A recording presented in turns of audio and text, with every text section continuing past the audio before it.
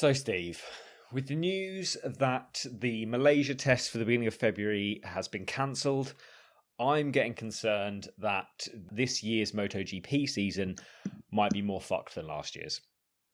I think you could be right. But yeah, I think we could be seeing just the snippets of the start of what could be to come, unfortunately. Yes, I think that's probably the case. The Malaysian test seemed, although Malaysia has just gone into a state of emergency because their COVID numbers are actually even dwarfing the UK's at the moment. Are they dwarfing the UK's? No, I don't think they are dwarfing the UK's at all, actually. I looked it up earlier and I thought, God, they're really bad. But now I think about it, they were nothing like ours. So I think they're a little bit lower. I think the death rate might be higher. Okay, that would make sense. I think it could be that way around because our infection rate at the minute is horrendous. Death rate's not great. No, what is like 50,000 a day or something? Yeah, it's around that. Our deaths are back up to about 1,000 a day. Yeah, not good. But yes, I do think we're in a lot worse position now than we were this time last year. Yes. So I'm a little bit fearful already. I'm trying not to think about it. But yeah, I'm not holding my breath that we are going to get the season kicked off when it should do. No, I think it's probably unlikely that we will do, but we'll have to wait and see. The problem with it is, and this really shocked me when I actually learnt these things, is Malaysia looked like a dead cert. Like everyone was getting a bit concerned about it. Yeah. Razlan Razali, obviously team boss of Petronas Yamaha, turns out his uncle was actually Prime Minister of Malaysia for 20 years. So he's got really good connections within the Malaysian government, and he had managed to wangle it so that the MotoGP would be able to go, we'd be able to do the tests, they'd be able to fuck off, everything would be fine. It sounded like, reading about it, they were going to do this like biosphere thing where the paddock would arrive, they'd stay at hotels, they'd do nothing but be in their hotels or be at the circuit, they'd go nowhere else. And they wouldn't see anyone, no one else would be allowed in the circuit, so it was going to be quite well contained. It seems Razlan had managed to arrange this, and then, the state of emergency is declared, and all that's out the window. Damn it, Razlan. Why don't you try harder? I get the impression without him, to be fair, they wouldn't have even got this far. So. No. Well, good on him for trying. Bloody state of affairs in this world at the minute is shocking. Yes, it's not good. But yeah, I'm not convinced that the season's going to start in Qatar. Even though we've got more tests planned for Qatar now, I'm not convinced that it's going to go ahead as it is currently. The calendar, I think, is going to change quite dramatically.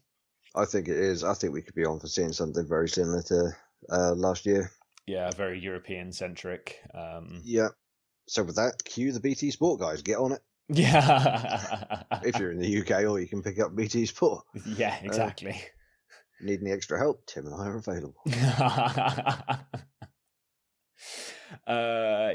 Anyway, we've just dived straight into the news there. That's quite unusual, Steve. So I'm going to pull us back for a moment.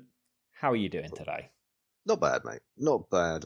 Virus dodging, sat at home, on furlough, lockdown, shielding, all that stuff. All the fun stuff, really. All the fun stuff. Try to keep the wife safe. Yeah. Virus dodging. It's just a lot of Netflix and probably not very much beer for you, actually. Not very much beer. No, I did have some the other night, and then I realised I probably shouldn't, because I'm the only one in the house that can drive. Yeah, that's fair. So, limit myself to, just not getting caught. I very nearly spat beer out over my computer. No, don't drink and drive. Don't drink and drive and pay for a taxi. Yes, exactly. No, we're good, mate. How are you? Yeah, can't complain. Just as you, locks down, but mine is involving a lot of beer and just a lot of painting. And just been painting a lot of rooms pretty constantly for months now.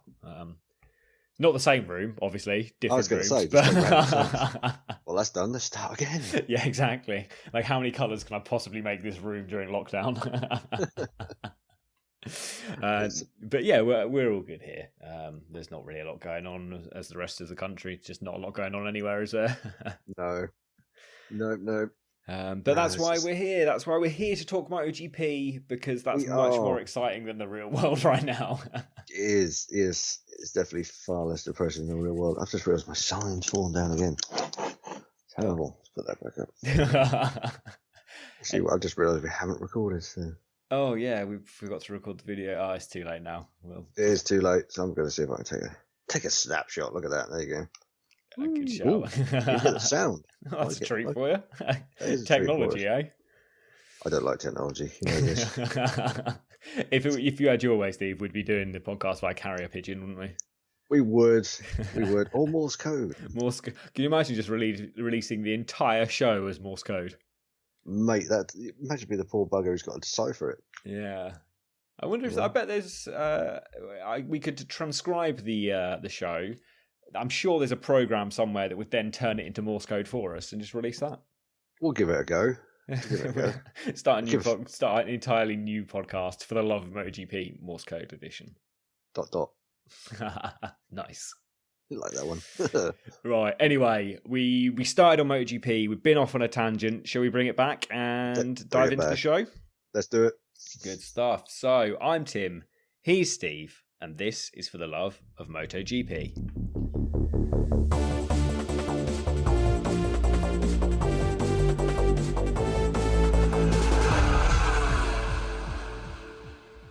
Before we dive into the news today, Steve, I have a correction to make for myself. Last week's show, I spent a lot of time gushing over Dovizioso's 2012 Yamaha Tech 3 livery because it's so different to Cal Crutchlow's 2012 Yamaha Tech 3 livery. And as it turns out, I was completely wrong, and their liveries were exactly the same.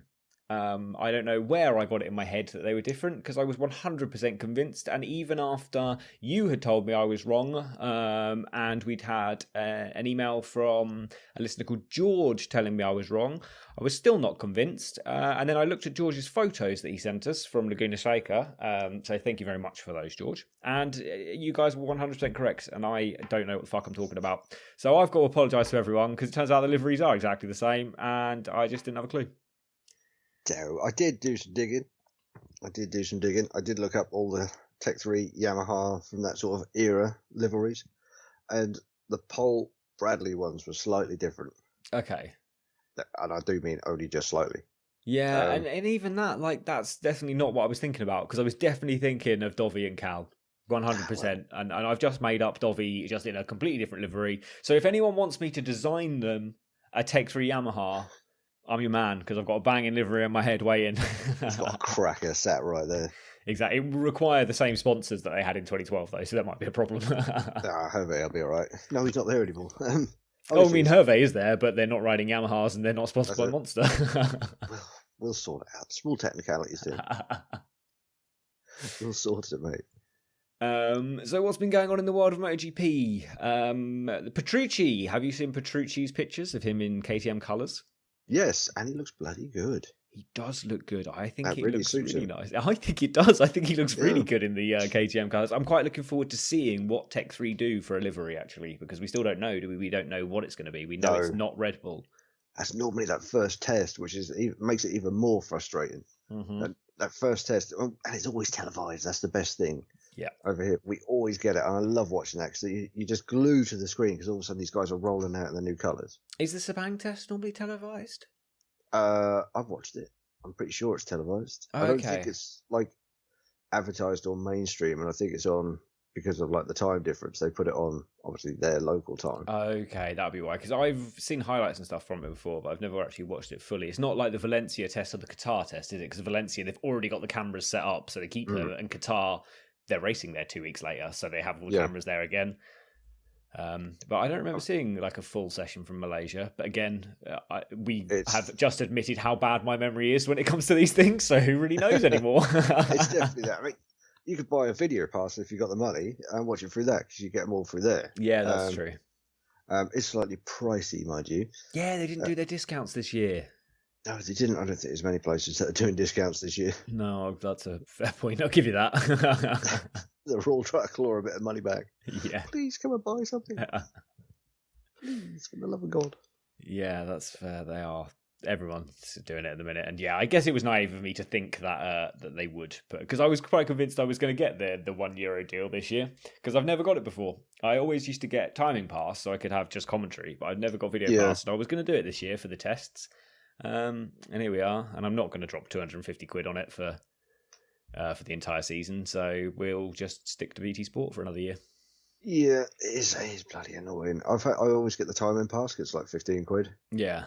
So I always have that, and I like the timing pass. You get all the sector indicators. I'm a bit of a geek, and I like all that. Yeah. But yeah, I've got the ability to watch it on the TV, so I can't justify dropping it. That's the thing, isn't it? Like if we were in a country where we didn't have it on TV, then maybe fair enough. Yeah, exactly. It's worth the investment, but otherwise, it's not. No, definitely not. Where else are we here? We've got news on Fausto Grassini. He has been in hospital for a while now, hasn't he? With COVID, he was in a medically induced coma. That's how bad his COVID was. And he was on a ventilator. He's now been brought out of the coma, but he is still moderately sedated and still on the ventilator. So just nothing more than our thoughts and prayers are with Fausto, and hopefully definitely he pulls out of this okay. That must have been a bad dose of COVID to be put in a medically induced coma. Jesus. Yeah, a really nasty one. Bloody hell. Yeah, so fingers crossed for him. Get better, mate. Yeah, certainly. And I guess then our last bit of news for the week is actually the topic of today's episode, isn't it? So we'd started our Outbound Rider series, and we're gonna break it already on episode 2 of the Outbound Rider series, because although we're saying goodbye to someone, this individual is not a rider as such. No. Davide Brivio, boss of Suzuki, who brought the factory back to winning ways this year, back to taking championships, is leaving the team effective immediately.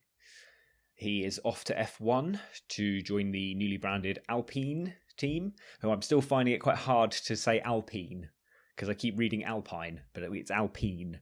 Is it? Yes. It's Formula 1, and I'm shaking my head. I'm just like, David. Yeah, I know. 4 wheels, mate. I get it, but no. Yeah, it's just a new challenge in it, plus a lot more money, I'd imagine. I imagine team boss of a Formula 1 team is way more money than team boss of a MotoGP team. But no, don't get me started. Let's not go down that road. But yes, it's the old Renault team who had been Renault up until this year. He is going to be working alongside the notoriously difficult Fernando Alonso, who is returning to the team for his 3rd stint with them, having won 2 championships with them before leaving to McLaren for a year, before going back to them for a year or 2, before going to Ferrari, before going back to McLaren, before leaving for 2 years, before coming back for this stint. Fernando Alonso. Yeah, the man has been to many teams many times. But yes, notoriously difficult, often doesn't get on with team bosses, obviously often doesn't get on with teammates, and has had to leave various teams for various reasons, most of them including arguments and tiffs with managers. So we'll see how it goes for him. Good luck, David. Yes, quite. And that does bring us quite nicely into the subject of the show. This is much like our show talking about Dovi. We are going to dive in and talk about Brivio's career, and discuss how he got to where he is now, and I guess just wish him luck for the future. There's always room if you want to come back. Yeah, that's it, exactly. And there is, I guess, we don't know who's taking over from him yet, do we? I don't think there's been any talk of that whatsoever. There's plenty of speculation floating around. Yes. Over who will take his place, place. And there's quite a few candidates, but there's been nothing completely linked to it yet. No. So, I think the favourite of who could be taking over seems to be Livio Supo, doesn't it? Who was obviously Ducati boss during the Stoner years, and then he was the Honda boss. So he is, quite well versed in winning championships.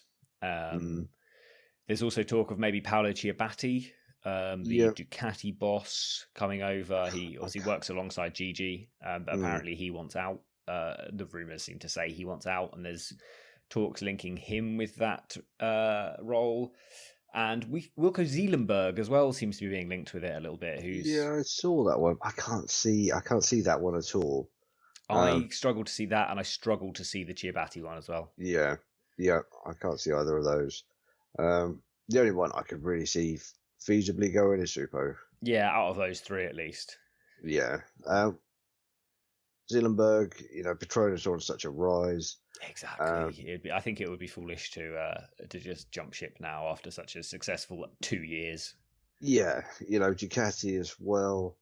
They're right. They're almost at a crest of a wave. They're sort of up and down. And I think I just can't imagine someone like Paolo Ciabatti. When you see him, he always looks stern, always looks angry, always looks serious. And I mean, look at how Ducati handled their riders last year. I mean, whether that's Ciabatti's fault or not, it was a fuck up, a complete fuck up. And I don't think Suzuki would want that coming in, that kind of leadership. So no. Yeah, I don't know if it, but even Livio Supo is quite a scary man. So they're all bloody scary. I wouldn't want to get on the wrong side of any of them. But Davide Brivio, he was just so cuddly. He just looked like the kind of guy you want to cuddle. The other three we've just Wilco Zeelenberg's probably okay. Actually, to be fair, I'd probably give him a cuddle, but not Ciabatti or Supo. I would be running a mile. I got the giggle. It set me off. Yeah, I get what you're saying. Brivio, he just looks like you could go in, sit down, have a beer, have a chat, and just sort it out. The others look like the headmaster you never want to get on the wrong side of. That's a really good way of putting it. That's probably better than I wouldn't give him a cuddle. Your one's better. I like that. Brivio, he would just give you detention. The other two, they give you the cane. Showing your age again there, Steve. Yeah, shut up. Okay, speaking of showing their age, Davide Brivio, born 17th of July, 1963. See, I feel a lot better looking at that number. See, there you go. I knew I'd bring it back. He grew up near Monza and was at the Monza racetrack. Did MotoGP or Premier Class motorcycles ever race at Monza? A long time ago, I believe. Okay. Pre-70s. Oh, when it was banked. Yeah. I believe when it was banked. That would have been fucking something to see. Yeah, obviously, like World Supers, Italian Supers have gone there more recently. Yeah, it's not the banked circuit anymore, though, is it? No, the banks went in. I don't know when they went. 78. Okay. Something like that, anyway. I mean, they're still there. Like if you go to Monza, I haven't been, but if you go to Monza, as far as I'm aware, you can actually climb up the banking. Yeah, I think it is still there. It's the track's been moved as such. I'd love to go and see it. I haven't been, but that is definitely on my bucket list. Yeah, so it's all the Italian circuits, man. I just kind of want to go to all of them, whether it's for MotoGP, whether it's for Superbikes, or even Formula One. Like I just kind of want to go to the Italian circuits. I think they just look like fun. Oh, the British one that I really wish was still there is Brooklands down in London, because that had that stupid, insane bank piece. But most of that is housing estates now. Okay, I literally don't think I've ever seen footage of that, or in fact, I hadn't really even heard of it until you just said it. So insane place. Google some footage because it is insane. Okay, that's my job for after the show. Yeah, Google Brooklands racetrack, London or England, and I think a lot of it was like 40s, 50s racing, but most of it was banked, and it was an insane amount of banking to the point where you struggle to sort of walk up it. Yeah, that's what Monza's like. When you see videos of people like walking up that, it looks really tough, and they see just some stopping and sitting down halfway because they just can't stay standing. Yeah, basically. If that was still going, I'd be like, yes, I'll buy that. So Brivio grew up near Monza and was a keen motocross racer in his younger days. He actually became a motocross commentator at his local track and was involved in a lot of writing and journalism around motocross. And in 1982, he graduated university as an accountant, which seems to just be a thing people do, that then go on to do nothing to do with accountancy. That seems to be what university's for, isn't it? What, getting a degree and not using it, or for accountancy? Yeah, a bit of both. I know loads of people, like, what did you do at university? Sociology. What do you do now? Oh, baker. Yeah, it's one of those things though. Like, I don't know. I think I'm. I don't think you and I are really in a good place to say this because neither one of us has degrees, unless you do, and you've never told me. No, But I actually am quite convinced that a handful of university courses are worth it. I think the rest are a waste of time. I think depending on what field you want to go down and like what your interests are, I do agree. Agree. A degree, just simply in something that interested me. Yes, but you've got to accept that that's what it's for. I feel like university degrees, you're sold this promise that with a degree, you'll come out, you'll finish, you'll get a 24K a year job like that, and then you're set for life. Whereas the reality is very different. And I think that what you're saying, like doing a degree of something that interests you just because it interests you, fair enough, do it. But accept the fact you're going to drop $9,000 a year on doing it, and you're probably not going to get much out of it. But the whole university thing is a bit of a lie, I think. We're all sold. And let's get into Davide's early career, shall we? Because otherwise I'm going to education about. Yeah, otherwise I'm going to keep spouting off, and I'm going to get myself into trouble. So Brivio, in the year 1990, started working in the World Superbike paddock as a press officer for, here we go, Fabrizio Pirovano, who was an Italian racer at the time. Actually very successful. I'd never heard of him, but he was in the early days of superbikes, which I didn't realise only started in like 88 or something, or 87. That one, I believe, that year is just Italian superbikes.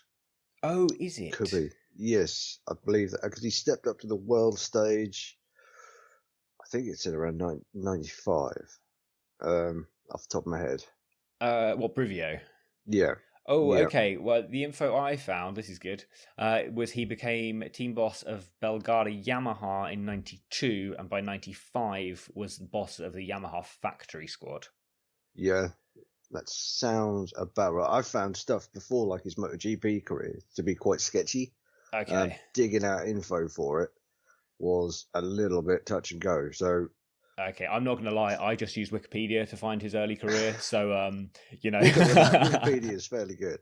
Most of the time, it is. Snooping. I read some other articles. I read 2 articles by very reputable people that were almost completely different. Which, well, that's wonderful. Yes, I sat there looking at it and went, right, we'll slice this down the middle. Yeah. And then I went looking elsewhere, and I found 2 other articles that were very, very similar to one. So I was like, well, we'll take that. Yeah, okay, fair enough. So in that case, pretty much ignore everything I just said because I might have been wrong, and let's dive into his MotoGP career because this is what we know. I think the only bit you were wrong on, it could potentially be wrong, was World Superbikes as opposed to Italian Superbikes. Okay. The rest is absolutely, as I found, press officer. The only bit I could find different to that was like press officer as such, but I think it was press officer. Okay, or whatever the closest thing to press officer in the early 90s would have been. I'm sure it's a very different role than it is today. Yeah, I couldn't find anything out about Belgrade Yamaha. I tried looking, I tried digging, I couldn't find the team. Nothing. Okay. Even when I searched the racer, I struggled to find the team. Oh, I found quite a lot of information about Fabrizio Pirovano. I couldn't find a great deal. Oh, he won like a good chunk of World Superbike races. I think he's still on the podium like 34 times. I think finished second a couple of times, like a couple of years. Finished runner-up in the championship. So he did have quite a decent World Superbike career. But yeah, I thought World Superbikes was older than it is. It's not that old. It only started in the very late 80s. Yeah, it's not that old. I think before that it was like made up of parts of road racing. I think it was like Formula One motorcycle racing. Oh, that was a thing, wasn't it? Yeah, F1 motorcycle racing. I think it was in parts made up with like different kinds of domestic series. Okay. And then it got rebranded or as such. A new kind of racing series, and it was just called World Superbikes. Okay. So I remember bits in Fogarty's book saying he raced a lot of like road races before World Supers. Yeah. And then it was just all amalgamated into one. Well, the older series kept going, but then you had this new amalgamation of all of them, and it was just World Superbikes. Oh, okay, fair enough. Well, we learn something new every day. Maybe we'll do a show on the history of World Superbikes one day. We'll have a gander. I've got Foggy's books hanging around somewhere. I'll have to have a read. Yeah, good shout. But if anyone actually knows, then a fact like what Brivio actually did, where he was working, etc., in those early years between 1990 and 2000, get in touch and let us know. Because I'm good at correcting myself when I've got things wrong. Remember that. Or me, I can do it as well. So by the end of 2001, Davide Brivio entered the MotoGP paddock. Working for Yamaha. His experience working it wasn't MotoGP at the time, was it? He entered the Premier Class paddock. Yeah, exactly. His experience in working in World Superbikes, he learned a lot about the four-stroke engines and the Premier Class of motorcycle racing. The 500cc's two-strokes were about to turn into the 994 strokes. So Yamaha brought him across, share his knowledge of four strokes, and to set the team up running forwards to be a force, I think, was the plan. Yeah.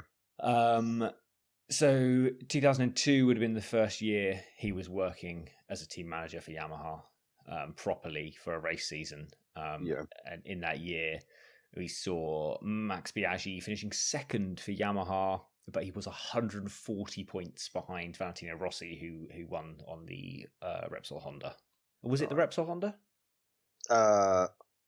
Back then, it would have been the 500cc. No, 2002 would have been the first year of MotoGP four-stroke Honda, wouldn't it? Repsol Honda, yeah. It was Repsol, okay.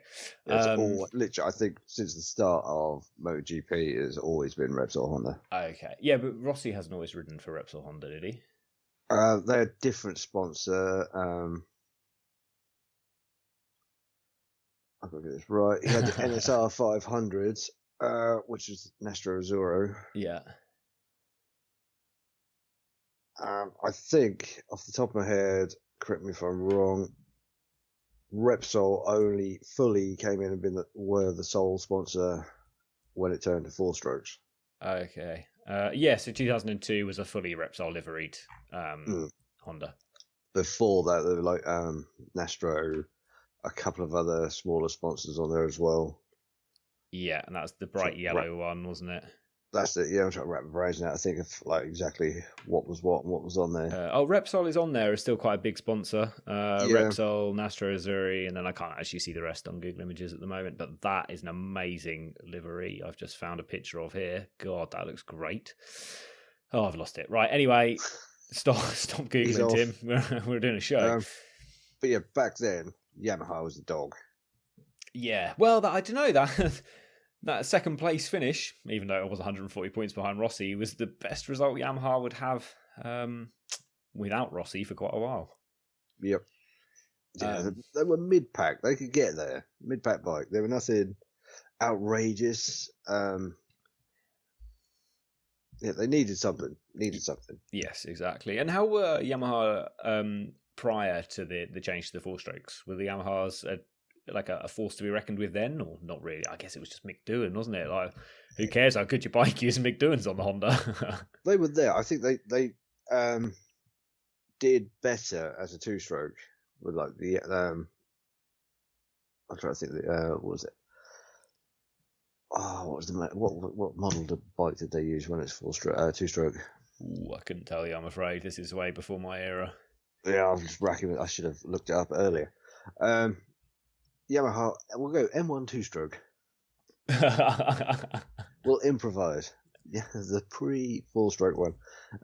YZR two-stroke or something like that. YZ something? No, that's all. I don't know. I'm going to stop Googling stuff and I'm just going to come back to looking at you.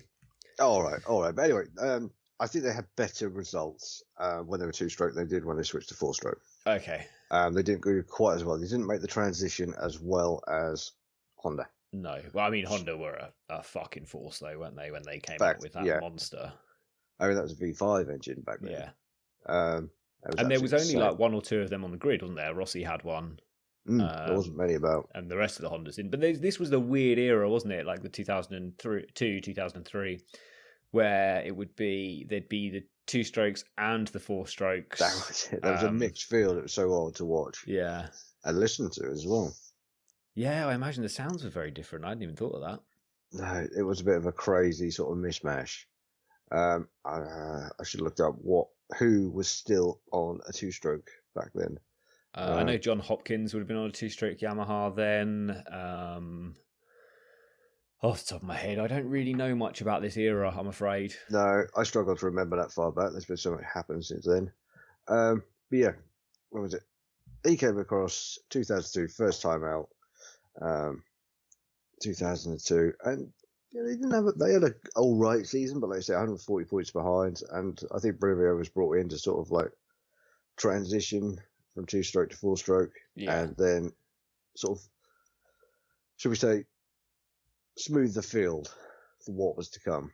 Yes, that makes sense. So, and then we move into 2003, where Yamaha had a torrid year. Max Biaggi was gone. Carlos Checa finished 7th for Yamaha with 123 points across the season. He was the top Yamaha, and he was more than 220 points behind Valentino Rossi that year.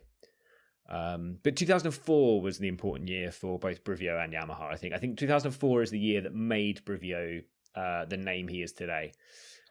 This was definitely the point where everyone looked and just wondered how the hell he had done what he had done. Exactly. He was the instrumental in poaching Valentino Rossi over from Honda and bringing him to Yamaha. Apparently he visited Rossi in Ibiza to start the talks, and what was it? People at the time working for Yamaha called it a dream and a crazy idea. Everyone. I can remember seeing an interview with him, and people were just like saying, "If you could do it, do it." Yeah. Get him over, because they were apparently starting to look to the future, and I think they sort of started to realise that they needed someone on the bike who could do it, go take that thing out and make it work. And at the time, there was only the one person, really. And Davide took the task on to bring Rossi across. Yeah. And somehow convinced him to do it. Well, I think it shows. We know that he's like a master, isn't he, of getting a team to rally around him and getting his riders to work with him well. And he's shown that even in his most recent stints with Suzuki. And it was obvious, I guess, that Rossi was struggling with Honda, with the control Honda wanted over him, with the media commitments, all the things he hated. I mean, he'd run away to London by this point. He wasn't even living in Italy anymore because he just couldn't deal with the fame. No, he was over here living, which is quite bizarre. I think you've got to run out of a country. Yeah, exactly, because he's too famous. So I guess Brivio saw this in Rossi and was like, right, this is what I can use to bring the guy over, to get him on our side, to get him on our bike. Yeah, there was a lot of talk that Rossi wasn't happy at Honda anyway, and he felt more of just a tool. Didn't feel appreciated for what he was, and I think combine the two, did good timing from Brivio, good people skills from Brivio to bring him across and just offer something, put something on the table and a challenge. Yeah, and just know what Rossi would want. It's just Brivio, isn't it? Being the master of people, is he can look at you and he can know what you want, know what you need, and a master manipulator, you could say. He seems like a really nice guy, but and it's hard to argue that he's not a great manipulator of people. No, but he did it, and it went extremely well. Very well. I mean, Rossi wasn't allowed to test the Yamaha until the start of 2004. Honda held him to his contract, which said you cannot ride anything that isn't a Yamaha, or isn't a Honda, until the 31st of December 2003. Right. And then, and this is something actually we don't see anymore, do we? Is this still written into contracts that if the manufacturer wanted, they could just stop you riding that Valencia test? I think so. I think there is clauses put into contracts still. Like if you left, say we saw, I don't know, Dovi leaving Ducati under such bad terms this year, I'm sure there are clauses in those contracts that could be brought into place to say you can't test. Yeah. But I think people leave on such good terms, or quite often now we see the team get rid of the rider Yeah, I guess it would also be, it looks bad on a team, doesn't it? Like, we've seen teams in recent years fuck over their riders, and Aprilia are a prime example of this, and everyone's like, what the fuck are you doing? So I guess it looks bad on a team if they are going to behave like this now, and teams probably, they don't want the bad press of it. Like, if this had happened, like Honda had done this to Rossi, say it was this year, COVID aside, but social media would have jumped on it and everyone would have been pounding Honda on social media, and that's something that didn't exist in 2003, 2004. I don't think the concept of social media had even been thought of back then. No. Oh, I don't know. 2004. When did MySpace start? Fuck yes, mate. Were you not a MySpace user? I was not a MySpace user, no. Oh, there we go. It started in 2003. Oh. So you weren't a MySpace user. That surprised me, Steve. I imagine you hanging out with all the scene kids on there. No, I was not a social media person. In fact, I was not forced, pushed into getting my very first social media account. Not forced, but firmly pushed with little choice. Shoved into the right direction. And I think the words went along the lines of, if I want people to know what I'm doing, I'll fucking ring them. I mean, that's fair. Yeah. Sorry, I don't give a shit. Now I'm like, click, click, click, click, click. Yeah, now you're constant. Cannot help it. So anyway, Rossi started testing, and then the famous race at Welcome, Welcome 2004, probably one of the most famous MotoGP races of all time. Yeah, that one will live in infamy forever. I can still remember sitting in front of the telly watching that. I can still remember sitting in front of the telly when it said that he was going to race for Yamaha. I think, what the fuck are you doing? Yeah. It's funny, isn't it? Because it would be like, I know a couple of years ago I spent a lot of time talking about Marc Marquez going to KTM. It would be sort of like that. It would be like Marc Marquez being like, no, I'm done. I'm going to go to, I guess it would be KTM or Aprilia even now. Pretty much, yeah. I'd probably go KTM over Aprilia. But the thing is, KTM won races last year. This is true. This is very true. Yeah, Aprilia then. Oof. Yeah, exactly. Scary thought. But yeah, everyone thought he's nuts. And again, like you said, social media wasn't a thing back then. So you don't get all these snippets like on Twitter of the journos putting out that we've heard this, we've heard that. Yeah. And quotes from the riders. You only got what you were drip fed through the media, which was less than fuck all. Or you read it in Motorcycle News or a biking magazine. So you get it like a week at a time at that point. Yeah, by which time you're like kicking the door in of the newsagents to get the paper. Like, what does it say? And you get that little tiny inch by inch box related to it. And what would be completely something different would be like tires. And you just tear it up and set it afire. So, like pissed off. Not that I did that, but you know. Yeah. I assume you mean the newspaper and not the news agents at that point. Moving on. So Rossi that year would go on to win 9 races, and he would win the title, being one of the only riders to win back-to-back titles. And considering Yamaha hadn't won a race the previous year and hadn't won a title for 12 years, it can be argued that this was a fucking result. And whether or not Brivio had anything to do with improving the bike and making the 4-stroke a powerful machine, he had everything to do with bringing the star rider over to Yamaha. Just a bit. That just opened the floodgates for the domination, really, of Yamaha. It certainly did. I mean, 2005, Rossi would go on to win 11 races, stood on the podium every single race except for one, which was Japan, where he retired. Yep. He won with 367 points at the end of the year. Marco Melandri in second place had 220 points. The points difference between those two would almost have won you the 2020 MotoGP crown. Exactly. We start looking at that and how different things were. It's just insane. Yeah. Absolutely insane. This is just like wetting my taste buds to go back and watch all these old races. The only thing I don't like about the old races is the really shit cameras. I know, but at the time I was dribbling because it looked so good. Yeah, it's funny, isn't it, to think that? Because I remember watching, I didn't watch MotoGP of like early 2000s, late 90s, but I was watching Formula 1.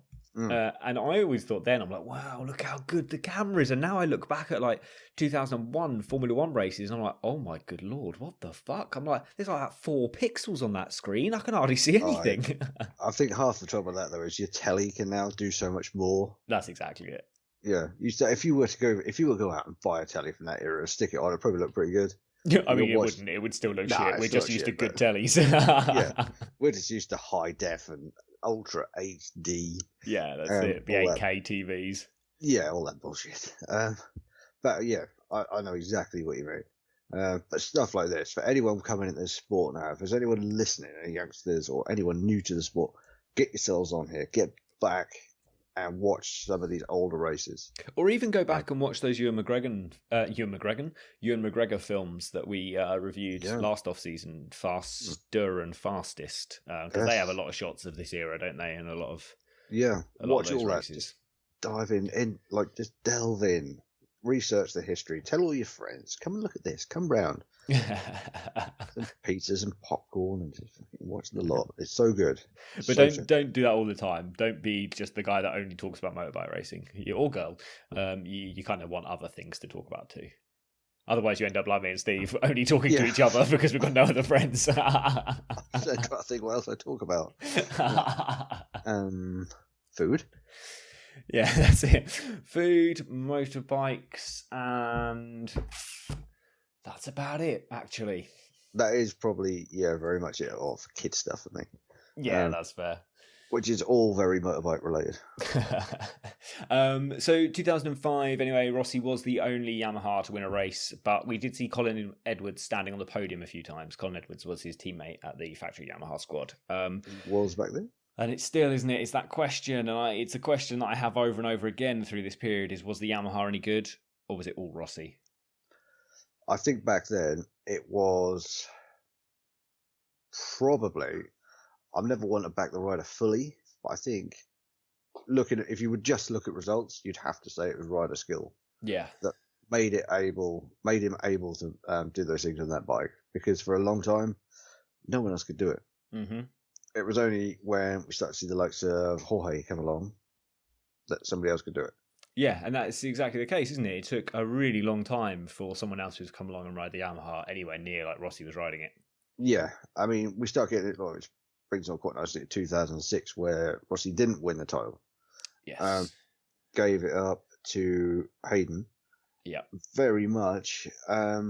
He gave up a lot of points early on in the season, didn't he? The bike was a bit troubled. I think by mid-season he was 75 points back on Hayden or something, 74 points maybe. He had a lot of mechanicals. He had a crash in the last race at Valencia, which sort of goes to highlight. You start looking at all the mechanicals at the start of the year, or troubles, bike woes. It shows you just how unreliable or off point the bike was. Yeah. Certainly. And how much work still needed to be done. Well, I think 2006, after 2006, if you were to start looking at technical specs for the bike, they really started to bump up the changes then. Okay. I think actually it might have even started in 2004. I can't remember off the top of my head without looking at some spec sheets. But around that time, I think they realised that they actually really needed to make this bike into a proper force to be reckoned with. Because I guess Honda, wasn't it? Honda was just such a powerful factory and such a technologically driven factory that it was very easy for everyone to get left behind. And I think everyone could get left behind, and especially during the late 90s. Is our bike bad, or, is Mick Doohan just that good? It's the same conversation we're having now. Was the Yamaha any good, or is just Rossi just that good? So I guess it's very easy for other factories to be like, no, the bikes are great. It's just they've got an amazing rider. Yeah. It's an argument that will always happen. That conversation will always happen forever. I mean, there's no answer to it. There's no way we can possibly answer it, is there? No, not at all. Not unless we go and have a go ourselves. Even then, mate, I don't think you and I could ever ride a MotoGP bike fast enough to find its limit. And I say I don't think. I'm 100% certain neither you or I could ride a MotoGP bike fast enough to find its limit. I would get scared just pulling out of the pit lane.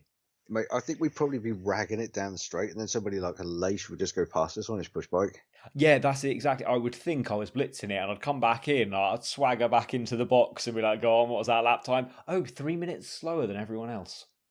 That would be me. Yeah, literally something along that line. How slow? Everyone else has gone to bed. Yeah, exactly. Everyone's already got feet up, having a coffee, chilling out. Yeah. Tech dudes are like, well, this is fucking boring. Yeah, they're all gone. The garage is empty. It's just everyone sitting out the back having a quick fag. Just that one really pissed off looking bloke who's got to lock up. Yeah. The site caretaker. Yeah. Oh, dear. Yeah, that'd be us. So 2007 then, and actually back to 2006 briefly, Rossi was the only guy to win again on the Yamaha that year. So back to that conversation, isn't it? But 2007, the regulations changed. Instead of running the 990 engines, MotoGP bikes were now 800 cc's. Power was reduced dramatically, but the weight was reduced massively as well. I didn't realise this. I didn't actually realise that then for the 800s, the power to weight ratio was actually higher than in the 990s, and the corner speeds were faster. They could brake later. So actually, they were faster lap times, and they were breaking lap times in that first year of a heavily reduced engine. I can remember all this stuff now. It's like coming back like waves. It's great. I'm loving this. I can remember at the time thinking, oh, it's going to be so boring. It's going to be so slow. Yeah. And then all of a sudden, lap times were dropping. They got their first free practice on a Friday at the first race. And everyone was like, fucking hell, look at this. And they weren't just like, I don't know, a couple of tenths quicker. They were a full second quicker. Wow. And it was just like, Jesus. And it was literally, you saw them flying. And at this point, the Yamaha did come into its own, that corner speed. Yes. The 800cc really seemed to suit it. But for that first year, it didn't come into its own quite as much, did it, as the Ducati? No, not at all. Because there was a certain someone riding it who was just like, what the hell? Yeah. Where did you come from? Yeah, exactly. Yeah, at this point, you could start to sort of just see what was going to happen. They were, should we say, ousted by a little upstart. Yeah, exactly. So Casey Stoner, who'd arrived in 2006 on the LCR Honda. Yeah. He'd scored a couple of podiums, hadn't he? Had a few pole positions and stuff. Not won a race, but then came out of the blocks in 2007. I think he won something like 10 races in 2007. Something like that, yeah. And completely blitzed the season. Rossi won 4 races on Brivio's Yamaha, stood on the podium a further 4 times, and finished 3rd behind Stoner and Pedrosa that year. So Pedrosa was on the Honda, Stoner was on the Ducati, and he was still the only Yamaha to win a race. It starts to get a bit sort of like, when's somebody else going to step up and do something with this? Exactly. This is the point in the notes that I've written. Was the Yamaha actually any good, or was it all Rossi? And I mean, we've now been talking about that for essentially 3 years of MotoGP history. Yeah. At this point, I think it was still a bit of a dog to ride. Well, not the easiest, not a dog. It wasn't the easiest thing to get to grips with. And I think at this point, Yamaha had sort of kind of gone down the old road of making a bike work for one person. Yeah, I think there's also a question, and I mean, I don't want to say Colin Edwards isn't a fast rider, because he's a 2-time World Superbike champion. Yeah. He certainly deserved to be on the MotoGP grid. He's without a doubt one of the fastest guys that's ever ridden a 2-wheel bike. But compared to Rossi, he paled into insignificance. He didn't have the Rossi level of ability, level of natural talent. And the guy that would come and take his ride in 2008, being Jorge Lorenzo, arguably did have those levels of talent. So I'm not sure how much of it was. I think we can say the Yamaha was probably not an amazing bike, and Rossi definitely gave it the extra 10% it needed to be winning races. But I think a lot of it also had to do with Colin Edwards just not quite being up to speed. I think it was a little bit of that. But Colin, I can't remember exactly when it was. He didn't say in an interview as such, he was there as a second rider / test rider. But he absolutely, I'm sure, tested parts for Rossi. Okay. Oh, even within the team, that's what he was doing? Yeah. Wow, okay. Yeah, I'm sure of it. Because he was such a good rider, he would have been so much closer than what he was. Okay, fair enough. I'm positive that he tested parts during races and they got filtered down, so on and so forth. Yeah, okay, fair enough. I mean, I don't know any of that, so I was just guessing and looking at score sheets and results, because I didn't really see much of Edwards racing. I saw maybe a season of him or one season of him riding the Tech 3 Yamaha, and after that he was on CRT bikes for the longest time I was watching. I was getting attacked here. Oh no, your blackboard's falling down. The blackboard has fallen down. I have to put David next to me. So 2008, we saw Rossi actually take the title again with the Yamaha, becoming only, I believe, the second rider ever to have won a title, lost it for 2 years in a row, and then won it again. I believe you're correct, yes. Yeah, I think the only other guy is Agostini on that front. Yeah. But he took 9 wins to winning, beat Casey Stoner by over 50 points. And this is where Lorenzo arrived in the Yamaha factory team. And Mr. Crash Happy. Crash Happy. There's that really good scene, isn't there, in Fastest, where they talk about him on his 7-race odyssey from heaven to hell. And he just got battered to fuck. However, he won a race. Was a solid podium threat all season. He was. I think this is Rossi's eye-opener this year, that all of a sudden he wasn't quite as young as what he used to be, and there's other people that could actually do what he had been doing to other people. Isn't it amazing to think that Rossi 12 years ago might have gone, I'm maybe not as young as I used to be, and he's still riding at the fucking pointy end now. I know, it's crazy. Absolutely insane. The motivation in that man is mental. Yeah. So 2009 rolls around, and in 2009, this is the year when it doesn't matter whether you think it was all bike or all rider, but Yamaha crushed the season. Rossi took 6 wins, Lorenzo took 4. Between them, they took a further 15 podiums across the year.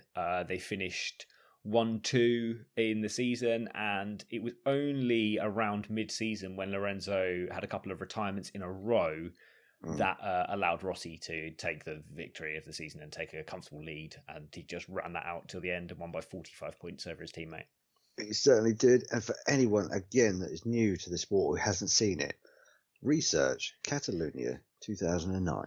Yeah, there's no research. Just go on. It's on YouTube on the MotoGP page. The whole race, I think, under the YouTube Classics. Just watch it. That is one of the finest MotoGP races that's ever occurred. Yes, just get the tissues and watch. Is this for crying or masturbating? A little bit of both. A little bit of both. That's my kind of race. Yeah, a little bit of both. That is motorcycle racing, modern era motorcycle racing at its best, and I'm just getting so excited. I'm smacking the hell out of a big pile of washing next to me. It's certainly, I think, the best one-on-one duel you will ever see. Just a bit in motorcycle racing, and especially in MotoGP racing. But I would probably be quite comfortable in saying in motorbike racing, full stop. Yeah, that is an outstanding race. Yes. So 2010 rolls around. 2010, we start seeing, however you want to put it, the demise of Valentino Rossi. But this is not the demise of Brivio's Yamaha. No. Lorenzo started the season very, very well. He was ahead of Rossi, but they were kind of going back and forth, wins, both taking podiums, but Lorenzo did have the upper hand. Until Rossi broke his leg at Mugello. And he was out for a few races as well. Oh, not a good crash, was it? It's a scary crash. Through the flip-flop. I remember seeing a replay, and you just see him launch. Holy hell. And that was very uncharacteristic. Uncharacteristic. You know that word. That's the one. Very unlike Rossi. Yes. To crash. Lorenzo, if you'd have said Lorenzo's crashed, you'd be like, Lorenzo dumps out the road all the time. Well, not in 2010 though. 2010 was the year where he didn't do so much of that. No, the bloke with the checkbook must have been like, fuck. Yeah, except then they were like, fuck, now we've got to pay all these win bonuses. Crash it. Exactly. I was like, there's no fucking winning with you. Which way do you want it? That's it. Oh, yes. But this was definitely the point where everyone started looking at Rossi and going, hello, sunshine. Yeah, exactly. And I think it's quite clear that was an uncharacteristic crash from Rossi. I can't do it now, mate. We're both. It's catching. Our words are broke. I've had maybe a beer and a half, and I can't spit my words out. You've not even been drinking, and you can't spit your words out. So I think we're in trouble today, mate. Oh no, I've been drinking. Oh, you have been. You've been drinking subtly. I'm about halfway through a Koppenberg. Oh, nice. So you've had half a bottle of cider. I've had a can and a half of Tennent's, and neither one of us can talk. It's just, there's some words to trip us up, isn't it? It's been a rough start to 2021. It's been really bad. We're suffering. We've just had a Sepang test cancelled. we're imminently looking at more stuff being cancelled. We're just drowning our sorrows. Yeah, exactly. We're here chatting to you guys. Just, I've got a handkerchief in my hand just in case, Just well, let's not get into that then. Worse with tears. But I think Rossi was under pressure at this point, and we say it was uncharacteristic of him to be crashing. But I don't know. I think actually this was the start of the downturn in his career, because I think he's been quite crashy ever since this point, and everyone has always said, "Oh, it's quite uncharacteristic of Rossi," but it's not. He's been doing this now being 2021 as opposed to 2010, which we're talking about. But he has been crashing like this for about a decade now, and not breaking himself, but crashing in moments of high pressure. He's crashing more and more, and a lot of people, many people, Yamaha fans will argue that the Fiat Yamaha days, 2009, 2010, were probably the best Yamaha that, under Brivio, they'd produced. And all of a sudden, their demigod is chucking it down the road. Yes. That can only be, to me, through pressure being put on him by somebody else who finally can actually do what he could do. 100%.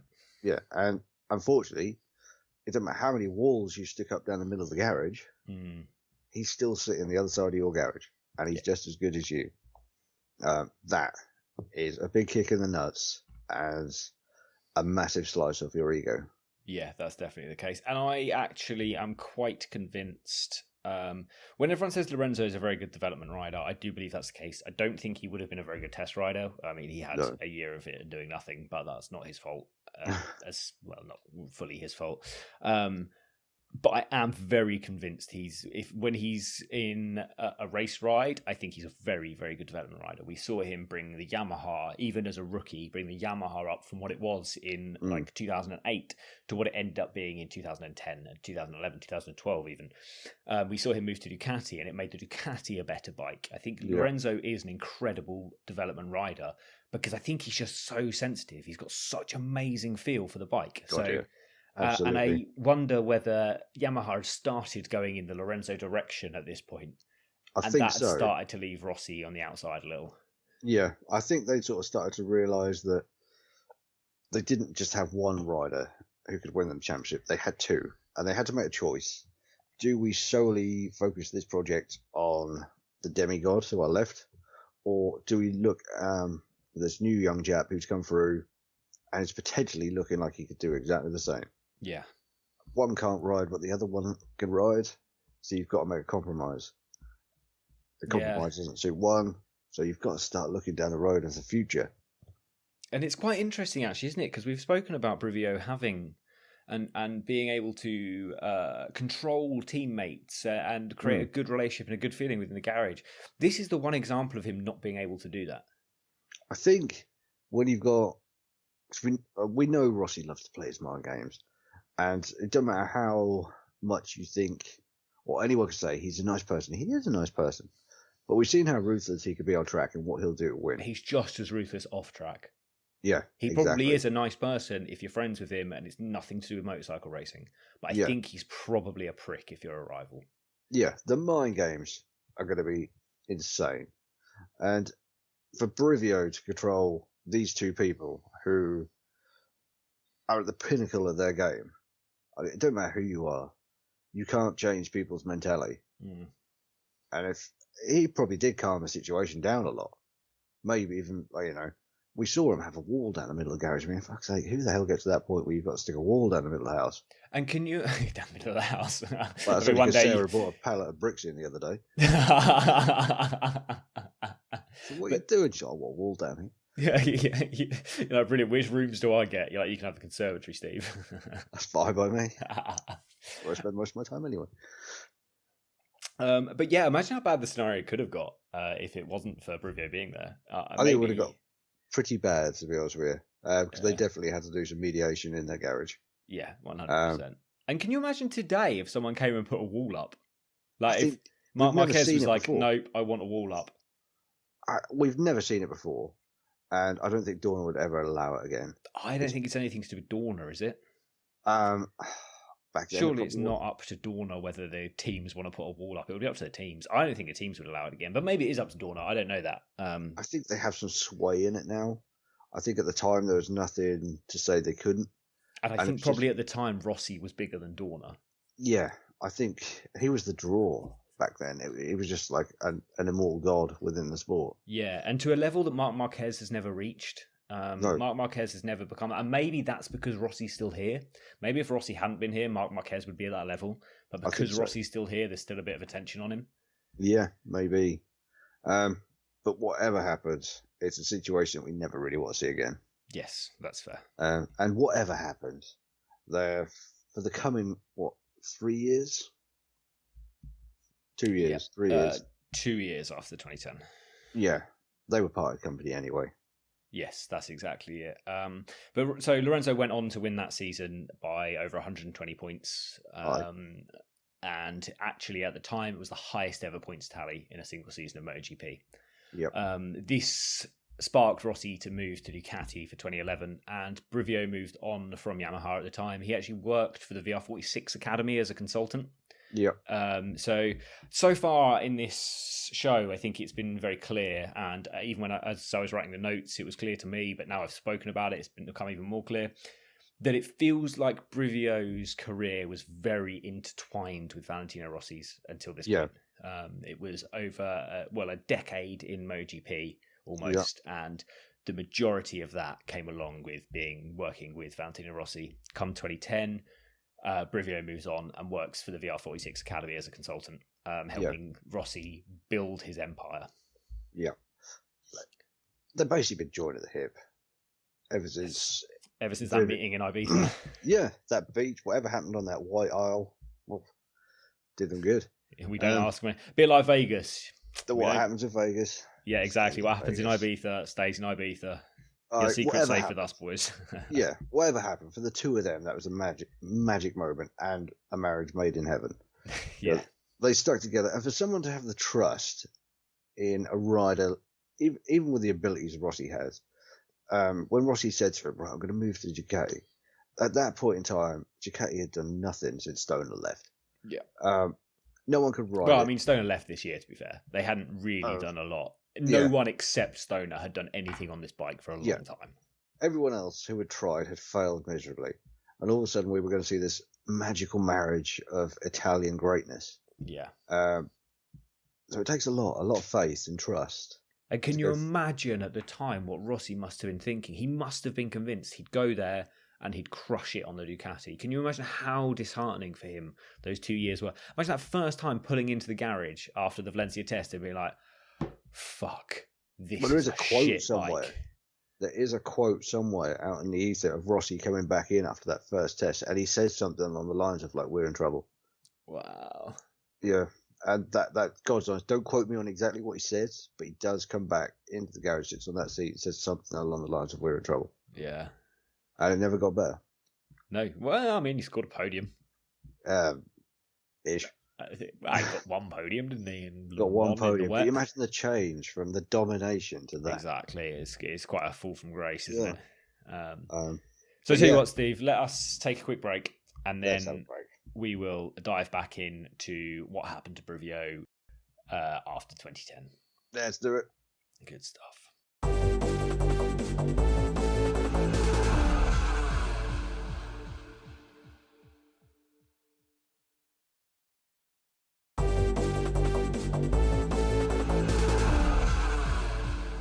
So thank you for bearing with us there, guys. And let's dive in straight away to what Davide Brivio got up to after the VR46 days.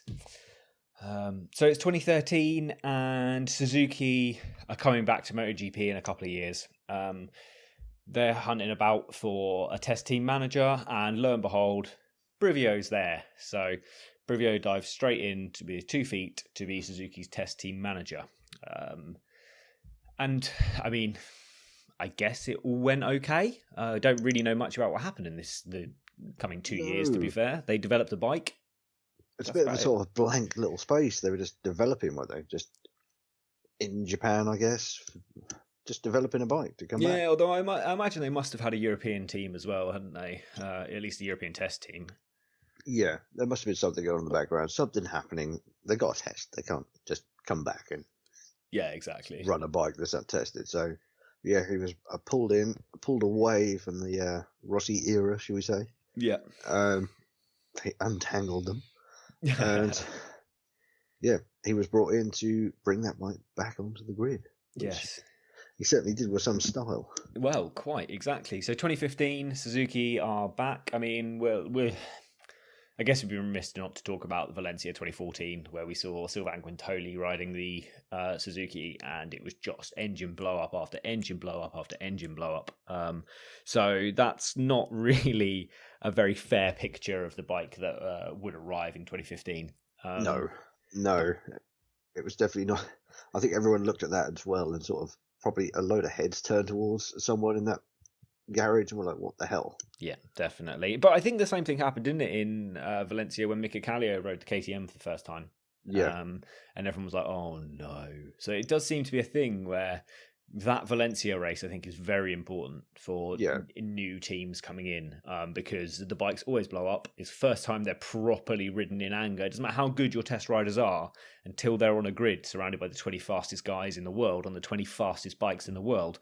The bike's not ridden in anger. No, this is the one. That's the shakedown. Highlight any issues, go away, fix, come back, job done. Yeah, exactly. So 2015 rolls around and Brivio is spearheading the Suzuki campaign as the team boss. He's there, big chief. Exactly. And they had a really solid first season. They scored top 10s regularly, and it was Espargaro and Vinales. Vinales is a rookie, to be fair. They scored top 10s regularly and were in the points every single time they finished the race. Yeah, I think whatever they did straight off the hip looked bloody awesome. Yeah, and I mean, Suzuki were very heavily focused, weren't they? It wasn't about the engine. It was all about the bike handling. I guess Brivio had taken Yamaha's philosophy and been like, right, we're going to make a sweet handling bike. We'll focus on the engine later. Yeah. And that brought them great success in their first year, certainly. Like, we saw Espargaro finishing 11th, 105 points. His best placing was 6th. And Vinales finished the season in 12th with 97 points, also a best place of 6th. It's amazing, though, isn't it, that across the season, Vinales' rookie season, and Espargaro had been on the MotoGP grid for 4 or 5 years at this point. He'd been there for a while at that point, yeah. He'd ridden a Pramac Ducati, he'd ridden CRT bikes, the Ford Racing Yamaha he'd ridden for a couple of years and won CRT championships with. So he'd been there for a while, and yet he only beat Vinales by 7 points. I'm not sure if that's who that says more about at the time. I certainly believe that said a lot about Vinales. Going forward, I'm not sure, but I don't think Espargaro has really had the best machinery to be able to prove himself. Not really, no. You look at he'd be an interesting one actually to do a show on. Look at his history, what he's done, because he seems to have just been everywhere. Absolutely. He's ridden for a lot of teams, and I flip-flop on what I think about him a lot. Sometimes I think he's massively overrated, and other times I think he was never given the shot he deserves. No, I swing massively towards I think he was never given the shot he deserves. Because you look at this, he has had take this year for instance, 2015, to come straight out of the blocks and do that on a new bike. Yeah. Something that is essentially still being developed shows just massive of character. It's true. I think the following year, though, kind of lends credence to the fact that he's a bit overrated, because the following year in 2016, Maverick Vinales, in only his sophomore year, finished 4th. I think it's sophomore, isn't it? The second year? I don't know. I think that's right. Right. Shout out to the American friends. Yeah. Let us know. Get in touch. Yeah. Obviously, we know senior year. Senior year, and what's the first one? Freshman. I think it's freshman, sophomore, junior, senior. Is that right? Yes, it might be. Yeah, freshers, sophomore, junior, senior. If junior's even a thing, junior might not even be a thing. I might have just made that up completely. I think you could be right. But anyway, American friends. Yeah, let us know. Let us know how much we've just embarrassed ourselves. Yeah. But we'll call it sophomore for now until we're corrected. So Maverick Vinales finished 4th in the standings in his sophomore year. It took 3 podiums and a win at Silverstone, scoring 202 points across the year. Right. Spargaro finished 11th with only 93 points that year. Yeah, he didn't have such a good year. No, and he was dropped because of it, to be fair. Yeah, he was quickly dropped like a hot stone. Bless him. Yes. Yeah. Again, you look at Maverick and what he's done, and look at him now. Yeah, and that's the thing, isn't it? Like, I think Maverick, those first 2 years in Suzuki, but his entire career up until Yamaha. Well, even the first 3 Yamaha races were great. I mean, 2017 was arguably quite a good season for him. It's kind of 2018 onwards it all fell apart. Oh, yeah. I don't know. It's just so up and down. There's inconsistency, too many inconsistencies to show any kind of level format, I think is probably the best way of putting it. Yes. I don't know. And again, with Aleix, you can see why Aleix was dropped. You can easily see why Aleix has been dropped. Yeah, certainly. He didn't.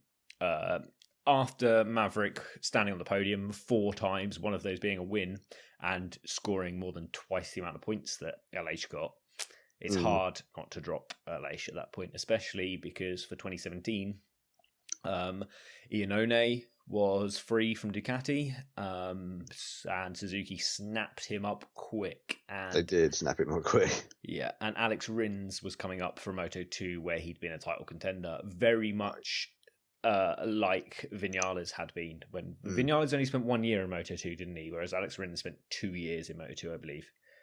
Yeah, I believe that's right. I think he spent 2 years. Yeah. So at this point, this is where I'm really guilty of. I think at this point I started taking real interest somewhere around this time, maybe 2015. Yes, this is the fun thing with MotoGP, because I think I was watching Moto2 and Moto3 before you were. So it's the only thing that I'm like, I've got a little bit more knowledge about this. So I was in the past. I'm really guilty of being a true fanboy. I was only interested in Rossi, especially in the early days, and only interested in his title rivals. Yeah. If it wasn't them, it was MotoGP, but it didn't really matter. That's fair. It was only when I started sort of sitting down and really looking at it, probably around 2014, 15, 16, somewhere around that time, when I started to look and sort of realise people were coming in with a lot of potential and then starting to take some interest in the lower classes. Yeah, and I think for a lot of people, it wasn't until Marc Marquez, was it? Like Marc Marquez, which would have been 2013. Yeah, he was already on the grid. But so 2013 would have been the last season I watched that I hadn't seen Moto2 and Moto3. So 2014 onwards, I was really into Moto2 and Moto3 because everyone's like, "Oh, this Marc Marquez fella's going to be great," and I was like, "Who the fuck is this? Where's he come from?" Like, I was like, "Wait, there's other classes? People race other things that aren't MotoGP bikes?" And it sort of just dawned on me all of a sudden, like, obviously, because you don't just like pick a baby up and just keep him in a room until it's time to ride a MotoGP bike. They've got an entire career before that. But I also didn't realise, and I must have realised, I just didn't pay any attention to it. I knew it was there. I am fully aware it was there. But in the early days, it was just an inconvenience you had to get through until MotoGP was on. It's like watching the entire World Cup before the final. It's just all an inconvenience. Yeah, I'm not interested in that shit. Exactly. England are out in the group stages anyway, so it's just an inconvenience till the final. Might as well not bother watching it at all. But no, I was really guilty of that. Terrible, really. It's always been there. And missed out a lot 250, 125 racing, which is poor. Yeah, but then it wasn't televised in the same way it is now, to be fair. No, it wasn't given the same kind of press. No, that's it. But 2017, anyway, we saw Iannone and Rins riding Brivio's Suzukis. Rins got injured very early on in testing, leaving Iannone to make all the decisions on which direction they were going to take, which development path. And in classic Iannone form, he made all of the wrong decisions. Good old Iannone. Suzuki had an awful season and became the first and only manufacturer, I believe, to lose concessions and then regain them for having a shit season the following year. Iannone finished 13th with 70 points and a best finish of 4th, and Rins, after missing much of the early season, finished 15th overall with 59 points and also a best finish of 4th across the year. That was not a good year for the Suzuki boys. Not a good year at all, and I'm sure it was a year that left Brivio just like swearing and shouting and being classically European. Yeah, little cuddly fella was probably like not very happy. Yeah, I think he's probably an angry man at this point. He was a very angry man. But then 2015, we've gone back in time 2 years. 2018 rolls around, and things start to pick up for Suzuki once more. Rins finishes 5th across the year with 169 points, collecting 5 podiums on the way. Iannone finished 10th with 133 points and getting himself 4 podiums to do so. Right. A massive, massive step forward from the previous year. That is a huge change just in 1 year. I don't think they made any sort of meteoric changes to the bike. Well, they got a better engine. That was the big change, wasn't it? Was the engine was a lot. I think. Was this when they changed from the V4 to the inline? I don't know. To be honest, I don't know if they've ever used a V4. Have they? I thought they always had an inline 4 since coming back. I might have been thinking. I could be thinking of the Rizzler Suzuki. Yeah, the one Christopher Mullen rode. That could have been a V4 because there was a time when we talked about the other manufacturers using a V4, and we were saying should Yamaha ditch their engine completely and move across to a V4. I think we were discussing whether Yamaha and Suzuki should do so. Yeah, I think Suzuki have always used an inline 4 in this era. Yeah, but again, I could be wrong. They're definitely still inline 4, I believe. But yeah, I think you're right. It's just when they made dramatic changes to the engine. I think the characteristics of the 2017 engine, it was too aggressive. It was a lot of the problem. And this was a much smoother power delivery on the 2018 engine. And like we say, it's a massive step forward for them. Not enough of a step forward to keep Iannone, though. He was gone. He was gone, hence the Aprilia days. Yeah, practically just a Aprilia day in how long that lasted. Pretty much a day. Turned up, went home at lunch, job done. Went home, had lunch, turned out it was steroids, came back. So 2019 rolls around. We've got Rins finishing 4th across the year. 2 wins, one at Texas, one at Silverstone. The Texas one, arguably, he wouldn't have won that if Marc Marquez hadn't have binned it, but to finish first you have to finish. Yeah, exactly. And the other win at Silverstone, he mugged Marc Marquez at the line. He did. Big time.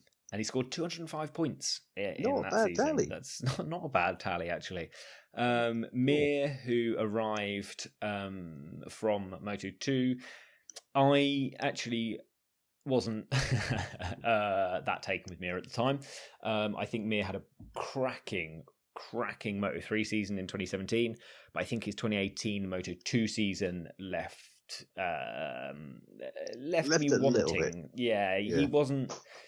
I think he scored a podium, maybe 2. Something like that. Like he didn't set the world on fire. No, not like someone like Rins had set the world on fire. Vinales had set the world on fire. Like they'd had really good opening seasons in Moto2, but not Mir. Mir didn't have a good season in Moto2, but he did manage to sign up to Suzuki and. Finished 12th, 92 points. Exactly. But this goes to show, is this something that Brivio is able to see? This is the thing, yeah. You know, even the fact that he didn't have an outstanding Moto2 career, Brivio's insight and knowledge just said, right, this guy, MotoGP bike, couple of seasons, boom, bang, he's going to be golden. Yeah. And, well, as we know, he wasn't wrong. He was not wrong. But at the time, so finishing 12th, 92 points, that wasn't a reflection of Mir's pace, and it certainly was not a reflection of the bike. No. Mir got quite injured, didn't he, a few times over the year, and that really fucked him. And I think that fucked him to the point that everyone, except those really in the know, kind of wrote him off. I'd certainly written him off. I didn't think he was going to come out and really perform. I thought Rins was easily going to outclass him the following year.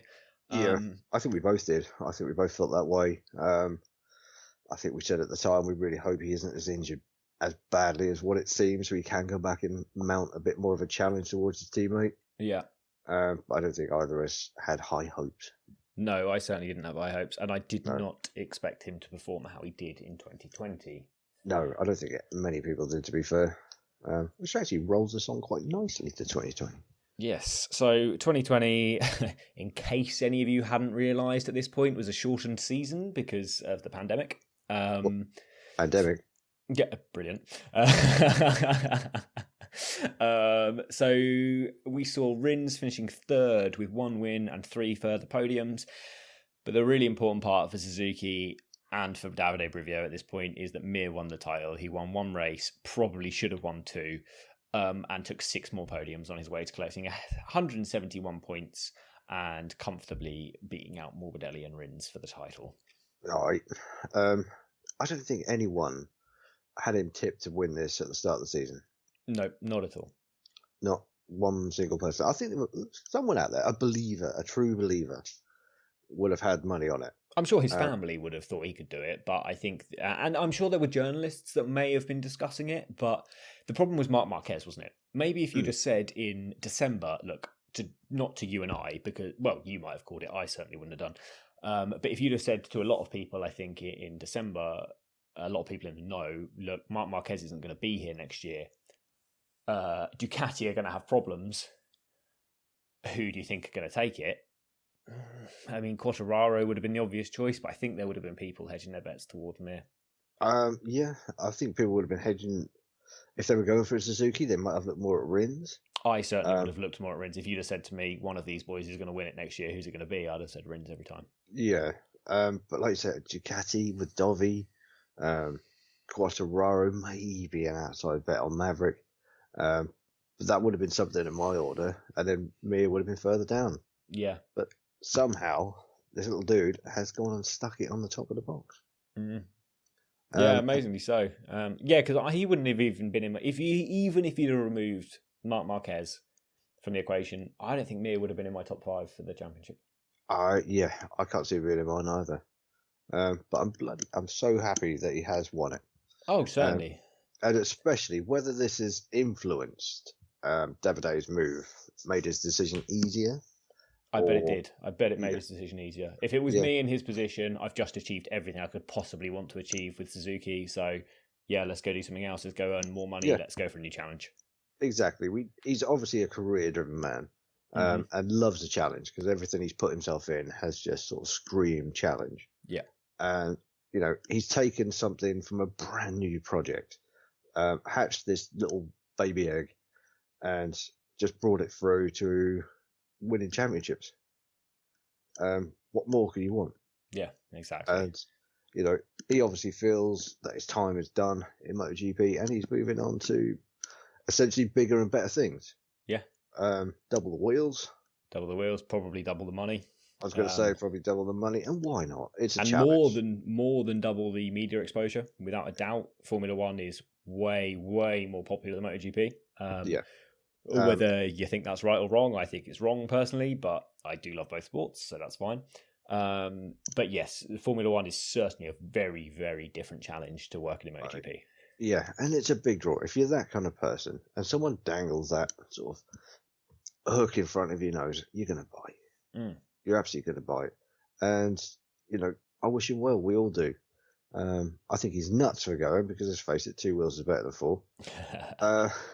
But at the same time, like we discussed, man, like if that's me, I've just done everything I can hope to achieve. There's the lure of working with Fernando Alonso, although doesn't have the titles, is arguably a Marc Marquez, a Valentino Rossi figure. He's a powerful figure. He's amazing. He drags a performance out of a car that should not be able to do what it can do. He nearly won titles with a Ferrari that no one else could score podiums with. Like he is an incredible driver, but he's also incredibly driven, and he's a handful to deal with, I think, for people. And it's certainly, even working with him, I think would be a massive draw, but working for a European company completely in Alpine, so everything's going to be close to home. Like they're based in the UK and France. So there's none of this traveling over to Japan a lot. It's all very close to home for him. And just the money, man. The money's going to be massive. You've got to think... It's going to be insane about pay. Yeah, what are we thinking? Marc Marquez earns reportedly $20 million a year? Something like that. Lewis Hamilton, who would be the Marc Marquez figure in Formula One, he's currently negotiating a contract for $50 million a year.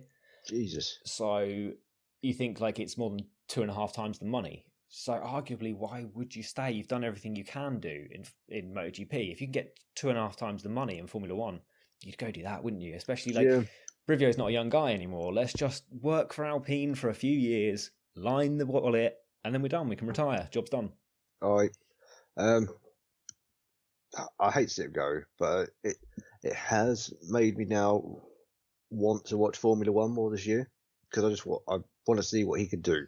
I think he'll do very, very little this year because of the pandemic. The rules are very, very stagnant this year. However, 2022, it was supposed to be 21, but yeah, 2022 is a massive, massive rule change. Everything is changing on those cars except the engine, but everything else is changing. The wheels are changing. They're going to low profile 18-inch wheels as opposed to the massive chunky tires they've got now. They're going to very much, much less aero. The cars look amazing for next year. Really, really cool. And the racing, although probably maybe looking at 7 seconds a lap slower, the racing is going to be much closer. I was going to say. Unlike MotoGP, where we've seen some amazing scraps where people are crossing the line a tenth of a second apart. In Formula One, if you're 5 seconds behind the car in front, you're feeling the effect of their aero and you're losing grip. You're losing downforce and you can't get the lap time in. So you've got to have, they reckon, most Formula One circuits, you've got to be 1.6 to 2 seconds a lap faster than the car in front to have any hope of overtaking it on the lap. Really? And it's very hard to make those like just opportunistic let the brakes off moves that you can make in MotoGP. So I don't think will have much of an impact in 2021. 2022 onwards, I think he's going to have a massive impact. And I am a big fan of Daniel Ricciardo, the Australian guy who was driving for Renault for the last 2 years, moved from Red Bull. I'm a huge fan of his. He's now moving to McLaren. They've got Mercedes engines, so that's quite exciting. But I kind of wish he'd stayed with Renault/Alpine now. Now I know Brivio is going to be there. I wish he'd signed for another couple of years. And if I was him, and he'd already signed for McLaren way early this year, so he didn't know any of this. But if I was him and I knew Brivio was coming on, I'd actually stay on, I think, in that position. Because I've got a lot of faith in Brivio. Who will be his teammate alongside Alonso? Esteban Ocon, he's a French lad. He's arguably... I mean, obviously one of the 20 fastest guys in the world in a car, but not on the same level as a Daniel Ricciardo, a Fernando Alonso, a Lewis Hamilton, and Max Verstappen. He's not one of the top 10 fastest guys in the grid, I wouldn't say. Right.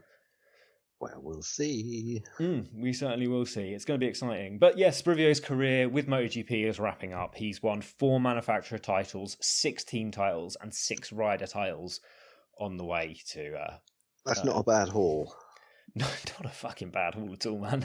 Any rider would be proud of those stats, let alone anyone else that works in a team. Just a bit. But, yeah. Bye-bye, David. Yes. Goodbye, Brivio. My good man. God bless. And we wish you luck. Thank you for the races. Exactly. We wish you luck in Formula One. We will be watching. I probably will be. I'm still undecided. Anyway... Questions, Steve. We have some questions. We have a question, actually.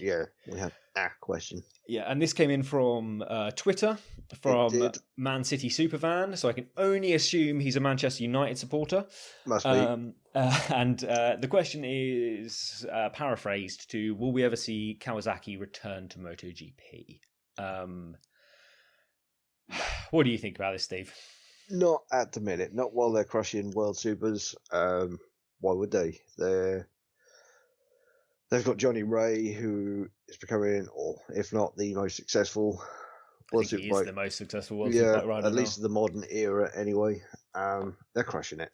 They're not doing bad in domestic series around the world. The money it would cost to develop, get back into MotoGP, is insane. I have no doubt we will see them back, just not at the minute. See, I'm not even sure we will see them back ever. I certainly don't think they'll be back anytime soon. Like you say, they're crushing World Superbike. There's literally no reason for them to risk the reputation they've garnered. Look at Aprilia. Aprilia crushed World Superbikes for a couple of years with their World Superbike homologation specials and were regarded as one of the best. And arguably, they're sort of now a laughing stock in MotoGP because they just can't get their shit together. No, I think Kawasaki are probably looking at that and thinking, let's not go down that road. Yeah, exactly. And actually, realistically, Kawasaki probably don't have the best bike on the World Superbike grid anymore. You could argue that the Ducati is a better bike, but what Kawasaki have in World Superbikes is they have Johnny Ray and they have an amazing team that work around him. The team that they've built that work in World Superbikes is amazing. It's one of the best race teams that has ever existed. They can just do everything together, and whether it's giving Johnny a pat on the back because he's done well, or saying, look, Johnny, sort your shit out, we're not changing anything, go out and do it again. He goes out and does it again and gets 2 seconds a lap faster just because he's been told he has to. Yeah. They're an incredible team, and I don't know how well... you couldn't move a team that's that well gelled around a World Superbike into a MotoGP paddock and expect them to be as good. No, So it would have to be... Sorry, dude. I think it would be dangerous for their reputation, and I think they are fully aware of that. However, tomorrow they may well come out and say we're entering MotoGP tomorrow, and I'll look like a fucking twat. So who knows? I can't see them ever changing what they've got with World Superbikes. And to start, it would have to be a full new factory MotoGP, complement of people, riders, bikes, everything. And the cost alone will be extraordinary. That would have to obviously impact the World Superbike domestic series. I can't see them risking it. No. I cannot see them risking it. They will come back one day, but I cannot see it being anytime soon. Do you think they'll be back before or after BMW? After. After? You reckon BMW will be on the MotoGP grid before Kawasaki? Yeah, with everything, BMW enter absolutely fucking everything, whether it's cars, bikes. They're in just about everywhere, except MotoGP. That's fair. I think they do the DTM concept car racing. I could see them coming back before Kawasaki. Okay. Really can, but again, that will not be for a long time. No, there's also a push at the moment, isn't there, of European factories arriving in MotoGP? So yeah, in all forms of motorsport as well, there seems to be a big continental push to get every manufacturer in every series. What the reason behind that is, I don't know. But at the minute, it seems like they're almost being influenced to compete at all levels. Yeah. But obviously, each one seems to have its niche, should we say? Like we look at the Honda in World Superbikes at the minute, not so great. Look at the Honda in MotoGP, pretty damn good. Well, arguably pretty damn good. Yeah. But similar thing. Yeah, I think the only one that's probably on par is the Yamaha. Through World Superbikes. So you look at what happened with the Patty Yamaha. Yeah, the Yamaha's pretty rapid in World Superbikes, to be fair. Yeah. I don't think maybe it is as good as the MotoGP. It's not as good as previous iterations of the Yamaha MotoGP bike. No. Maybe actually it is as good as the current one. Although, would it be able to win half the races across the year against the Ducati and a Kawasaki? Probably not. So actually, I don't think it is as good. No, it's swings roundabouts. They all have their niche and things that work better for them. I think the only one really. No, Ducati are probably arguably, although this year much better in World Superbikes than they were in MotoGP. Well, last year much better in World Superbikes. But I think Ducati are probably the closest between their MotoGP and their World Superbike projects. Ducati are a real yo-yo one, aren't they? Where like you look at the foggy days with their Ducati in World Superbikes, crushed it. Yeah. You then take your Stoner era or Stoner's bike in MotoGP, crushed it. World Super's not so great. And then, like, we've had the domination of what we saw the 10-cat Honda winning a few races in MotoGP, Yamaha through Ben Spies winning a few races. Do you mean World Superbikes? World Superbikes, sorry, yeah, I'm getting the wrong way around. I was like, 10-cat Honda? I don't think they've ever been in MotoGP. I was trying to lead it on to the next team. And then now we've got the V4 Panigale in World Superbikes looking good again. Yeah, exactly. And like with Scott Redding being able to challenge Johnny Ray, and not quite over the season, but certainly every weekend being able to challenge. Yeah, they all have their ups and downs and yo-yos. No, I can't. Getting back to Kawasaki, I can't see him coming back anytime soon. No, I don't think he'll be anytime soon at all. But yeah, I think that brings us to the end of the show. Pretty much there. Guys, if there's... I guess actually, let's fire a quick question out to everyone. And I'm going to ask you as well, Steve, and then everyone else can, if they want to chime in, can ping us an email and let us know. Is there a team manager more influential in MotoGP than Davide Brivio? A little bit of silence while I think. Probably not in terms of what they've achieved. We look at Brivio and what he's been involved with. Arguably, the person who influenced modern day MotoGP racing through the Rossi era. Let's say, for instance, Rossi had stayed at Honda. He didn't get on with Honda. It's an unknown where he'd be today. Yeah, he certainly is the person that made it happen for him to come across the Yamaha. Yeah. Or part of the reason. So you could argue we wouldn't have seen what we've seen if it wasn't for him. Yeah. So I'm going to go down the road saying no. No, you don't think he's the most influential manager?